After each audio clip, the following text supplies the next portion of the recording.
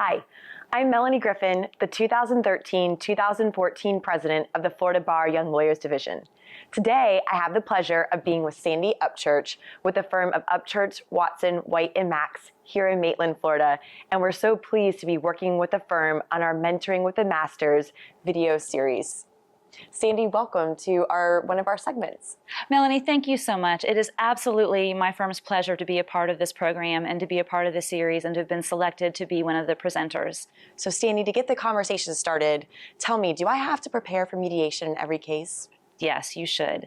No matter how small your case is, no matter the amount in controversy, there should always be some level of preparation that does take place.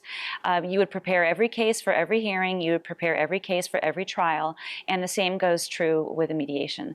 The reason for that is really to get your mediator comfortable with your topic, to get you comfortable with your mediator. It's a great way to begin the whole mediation and negotiation process, and it's a great entree into some nice beginnings to compromise.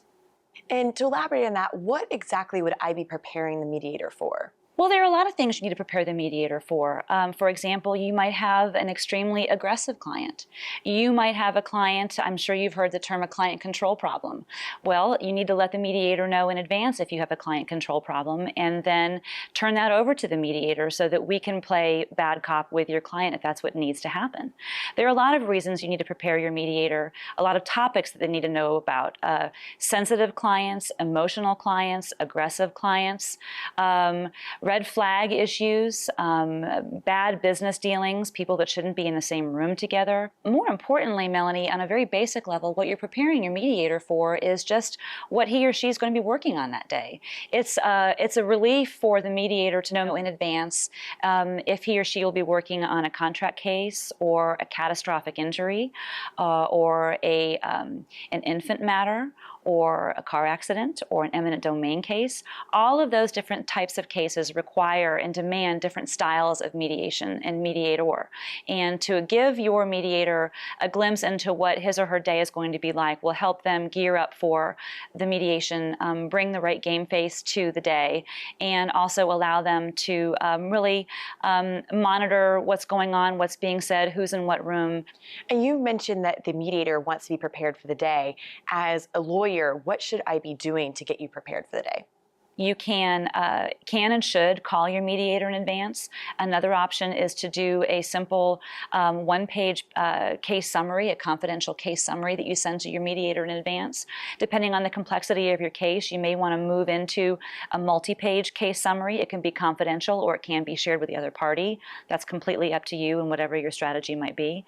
Again, moving on with complexity, you can move into an actual mediation notebook, which is one of my favorite strategies that I've used a lot as a litigator, and I see people using it in mediation, and it's a phenomenal tool. A mediation notebook that you bring to the mediation. You share it with your mediator, perhaps in advance, but you also give a copy of it to opposing counsel. And there's nothing more powerful than sitting in opening statements and everyone in the room is looking at your mediation notebook as a reference tool. It's just like when the judge and everyone in a courtroom is looking at your material for reference throughout. You have subconsciously taken control of the room. And the mediation notebook that you give to your opposing counsel does not have to be exactly what you've given to the mediator. You can give the mediator more confidential material. Sometimes in larger and highly complicated multi-party mediations, there might even be an opportunity for pre-mediation conferences well in advance of mediation. So the long and short of it, Melanie, is that I would not like to see anyone coming to mediation without at least having some contact in advance with their mediator. I think that's a very important aspect of what litigators do, and it really helps the mediator out in the long run. You've done such a fabulous job of giving us so many tips. You've been mediating a lot of cases for several years now. If you had one tip to leave lawyers about the must-do thing to prepare in advance of mediation, what would it be? I think you just said it, Melanie. I think it is prepare for mediation. Don't let the day before mediation hit you and you are, like I said, going to your mediation with an empty legal pad and a pen and a pen. I think you need to prepare for mediation, and that is the out and out the best tip I can give to any lawyer, young, old, or in between. Sandy, thank you for being here with me today. Melanie, we are so thrilled to be involved in this. All of the mediators at the firm are, and it is absolutely our pleasure. Thank you so much for asking us to be involved. Great. And thanks to our audience for joining us.